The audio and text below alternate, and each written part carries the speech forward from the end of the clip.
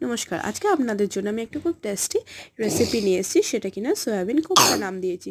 তার জন্য ফার্স্টে জলটা বয়েল করে নেব, আর সয়াবিন মিনি চাঙ্কসগুলো জলের মধ্যে বেশ খানিকক্ষণ রেখে দেবো। তারপর স্কুইজ করে জলটা পুরো বার করে মিক্সিতে এরকম একটা স্মুথ পেস্ট বানিয়ে নেব। বানিয়ে ওর ওপর আদা বাটা, ধনে গুঁড়ো, জিরে গুঁড়ো, তারপরে ধনে পাতা, বেসন, লঙ্কা গুঁড়ো, হলুদ গুঁড়ো, আন্দাজ মতো নুন দিয়ে এরকমভাবে বলসের শেপে করে নেব। আপনারা চাইলে যে কোনো শেপে করতে পারেন। তারপর সেটা সর্ষের তেলে ডিপ ফ্রাই করে নেব।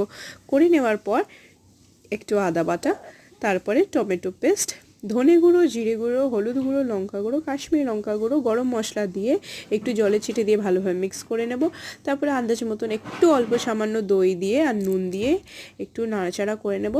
ভালোভাবে মিক্স হয়ে গেলে তারপরে জল দিয়ে সয়াবিনের বলসগুলো দিয়ে দেব।